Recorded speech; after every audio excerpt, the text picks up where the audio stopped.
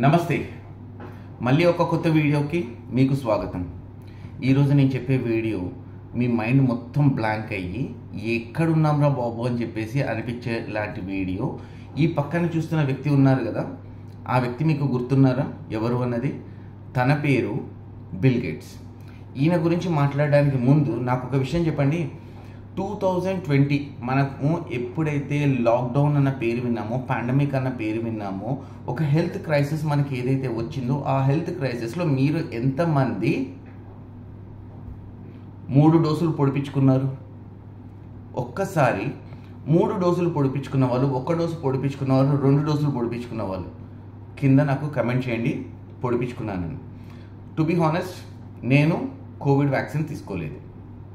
నా ఇప్పుడు అయిపోయిన కోవిడ్, ఎప్పుడో 5 ఏళ్ల కింద జరిగిన కోవిడ్ గురించి ఇప్పుడు నాకెందుకు సోది అని చెప్పేసి మీరు ఏదైతే అంటున్నారో, ఎప్పుడైతే ఈ పర్టికులర్ వైరస్ మన టోటల్ వరల్డ్లోకి ఎంట్రీ ఇవ్వడం స్టార్ట్ అయిందో, ఆ టైంలో పీక్ టైం అంటే మార్చ్ 2020 టైంలో 22 మార్చ్ మనకి లాక్డౌన్ అయింది, గుర్తుంది కదా.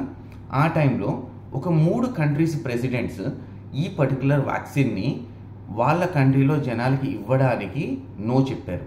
ఒకటి హాటీ ప్రెసిడెంట్ జాయ్ డల్మైస్, గొరిండి ప్రెసిడెంట్ పెరూస్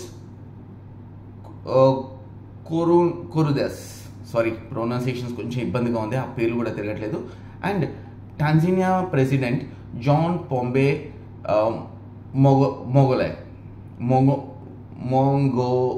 మొంగోయ్. నా వీళ్ళతోటి నాకు వచ్చిన ప్రాబ్లం ఏం లేదు, కానీ ఈ ముగ్గురు డెత్ ఏదైతే జరిగిందో, ముగ్గురు డెత్ 18 అంటే మార్చ్, ఏప్రిల్, జూలైలో వరుసగా జరిగింది. ఇందులో కనుక మీరు దాని ఏమంటారు ఒక ప్యాటర్న్ని కనుక ఎనలైజ్ చేస్తే క్లియర్ కట్గా టాంజానియా ప్రెసిడెంట్ క్లియర్ కట్గా చెప్పిన విషయం ఏంటి అంటే, నేను నా కంట్రీలో నా ప్రజలకి ఈ వ్యాక్సిన్ నేను వద్దన్నందుకు, అపోజ్ చేస్తున్నందుకు నన్ను పాసిబిలిటీస్ చాలా ఉన్నాయి అని చెప్పేసి చెప్పారు. అన్న కొద్ది రోజులకే ఆయన చనిపోయారు. ఆయన డెత్ని ప్రొజెక్ట్ చేసింది ఎలా అంటే ఒక హార్ట్ ఇష్యూ లాగా. నా అసలు ఈ వ్యాక్సిన్ ప్రోగ్రామ్ని కనిపెట్టింది ఎవరు? ఫస్ట్ నేను వస్తున్నాను. $2 billion gates and Melinda foundation ఈ పర్టికులర్ వ్యాక్సిన్ని కనిపెట్టడానికి, దాన్ని వరల్డ్ వైడ్ స్ప్రెడ్ చేయడం కోసము వీళ్ళు ఖర్చు పెట్టిన డబ్బులు. దేశానికి అంటే ప్రజలకు మంచి చేస్తున్నారు అయింది అనేసి కాదు. ఒక్కసారి కోవిడ్ వ్యాక్సిన్ తీసుకున్న మీ ఇళ్లలో ఎంతమంది దాని తర్వాత వాళ్ళ ఎనర్జీని కోల్పోయారు, దాని తర్వాత వాళ్ళకి హెల్త్ కాంప్లికేషన్స్ వచ్చాయి, ఎలాంటి ఇబ్బందులు వచ్చాయి అన్నది ఒక్కసారి మీరు ఆలోచించుకోండి. మీలో ఎవరైనా సరే మీ ఇళ్లలో కోవిడ్ వ్యాక్సిన్ తీసుకున్న తర్వాత హార్ట్ స్ట్రోక్స్ వచ్చి చనిపోవడం ఇలాంటివి ఏదైనా జరిగితే దాన్ని నాకు కింద కమెంట్లో చెప్పండి. ఈ వీడియో మానిటైజ్ చేసుకోవడానికి కాదు, ఒక అవేర్నెస్ క్రియేట్ చేయడానికి.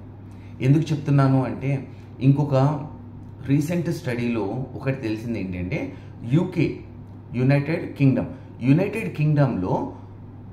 United Kingdom government reversal of sunlight green energy ప్రాజెక్ట్ని ఒకటి స్టార్ట్ చేసింది.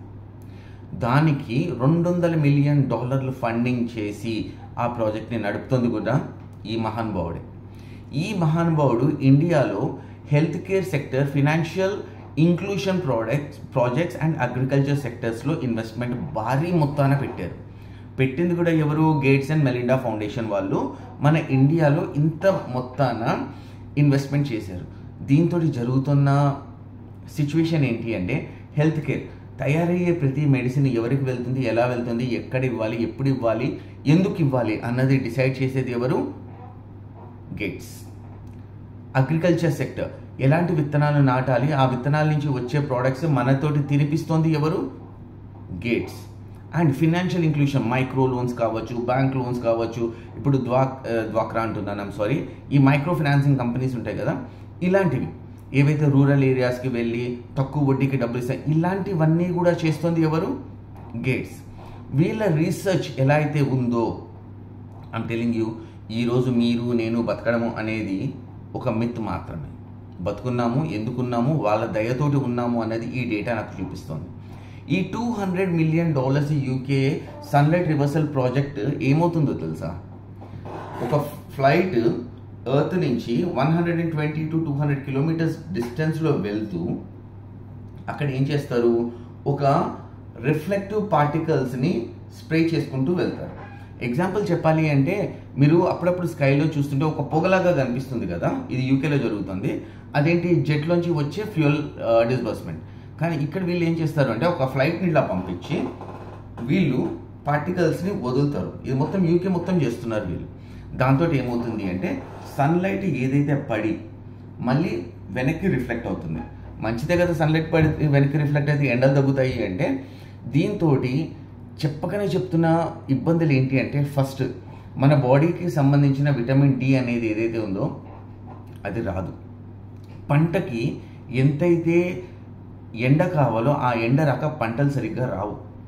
కొత్తగా పుట్టే పిల్లలు ఎలా పుడతారు అన్నది తెలియదు. ఒకవేళ అంటే మీలో చాలామందికి గవర్నమెంట్స్ ఏమైనా పిచ్చా, వాళ్ళకి తెలియదా అని. గవర్నమెంట్స్ పిచ్చా తెలియదా కాదు, ఎక్స్పెరిమెంట్ చేస్తున్నారు జనాల మీద. ఎవరు చేస్తున్నారు?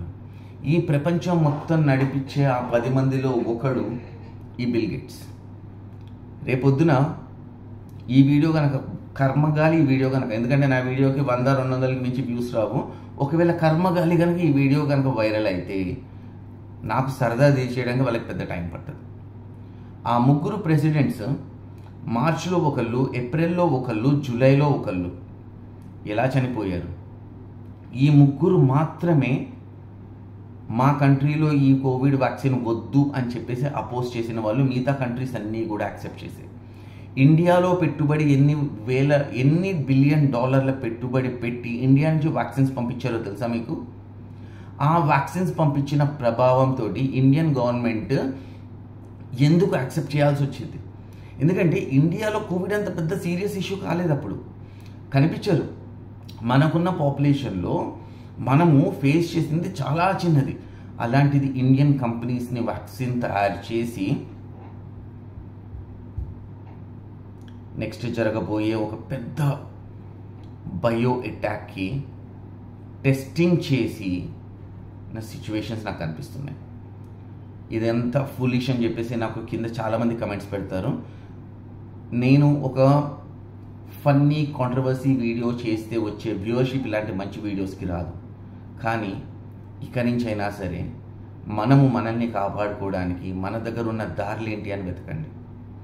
వాళ్ళు పెట్టిన ఇన్వెస్ట్మెంట్ హెల్త్ కేర్ సెక్టర్, అంటే మీరు హాస్పిటల్లో కొనే ప్రతి మెడిసిన్లో వాళ్ళ వాటా ఉంది. వాళ్ళ దయ తలుస్తేనే మనకు ఆ మెడిసిన్ ఇక్కడ ఉంది. దయదలుస్తున్నవేంటి అని చెప్పేసి అనుకోకండి. ఎందుకు అంటే మన మీద ఎక్స్పెరిమెంట్ చేస్తున్న మెడికేషన్స్ ఏవైతే ఉన్నాయో దాంట్లో చాలా మట్టుకు ఇన్వెస్ట్మెంట్ అదే గేట్స్ అండ్ మెలిండా ఫౌండేషన్ది. ఫినాన్షియల్ ఇంక్లూషన్, మనం తీసుకునే అప్పు బ్యాంకులకు ఇచ్చిన వాళ్ళు, ఇది మనము ఆధార్ కార్డ్, పాన్ కార్డ్, మన లిటరల్గా చెప్పాలి అంటే మన డే టు డే యాక్టివిటీస్ ఏవైతే ఉన్నాయో అవన్నీ కూడా అక్కడే ఉన్నాయి. నెక్స్ట్ అగ్రికల్చర్, ఇక్కడ డబ్బిస్తున్నారు. అంటే మ్యాటర్ ఎలా ఉంది అంటే ఫస్ట్ పంట పండిస్తారు. నాణ్యత లేని పంటనా, హైబ్రిడ్ పంటనా, పెస్టిసైడ్స్ వేసిందా ఏంటి అనేది పంట పండించి మనము ఆ పంట తింటాం, పాలు తాగుతాం. దాంతో మన హెల్త్ పాడవుతుంది. ఈ హెల్త్ పాడైనప్పుడు మనము వెళ్ళి హాస్పిటల్లో మెడికేషన్ తీసుకుంటాం. ఆ మెడికేషన్ తీసుకోవడానికి మనతోటి మన వల్ల కాదు. ఫర్ ఎగ్జాంపుల్ ఒక డయాబెటీస్ అనే చిన్న రోగము ఈ రోజు వరకు రివర్సల్ రాలేదు. ఎందుకు? ఒక పాడ్కాస్ట్ విన్నాను, ఈ జన్మలో ఎప్పటికీ కూడా మనకి డయాబెటీస్కి రివర్సల్కి మెడికేషన్ అనేది అఫీషియల్గా రిలీజ్ చేయరు. ఒకవేళ అలాంటి వ్యక్తి ఎవరైనా తయారు చేస్తే మాత్రం ఆ వ్యక్తిని చంపేస్తారు. సేమ్ లైక్ వాటర్ తోటి నడిపే ఇంజన్ని తయారు చేసిన పర్సన్ పేటెంట్ ఫైల్ చేయడానికి ముందు అతన్ని చంపేసి అతని ల్యాబొరేటరీని మాయం చేసి అతని వర్క్స్ మొత్తం ఏవైతే నోట్స్ ఉంటుందో దాన్ని మొత్తం ఎలా అయితే మాయం చేశారో ఇలాంటి సిచ్యువేషన్స్ మీద టాపిక్ తీసి మాట్లాడే వాళ్ళ పరిస్థితి కూడా సిమిలర్గా ఉంటుంది.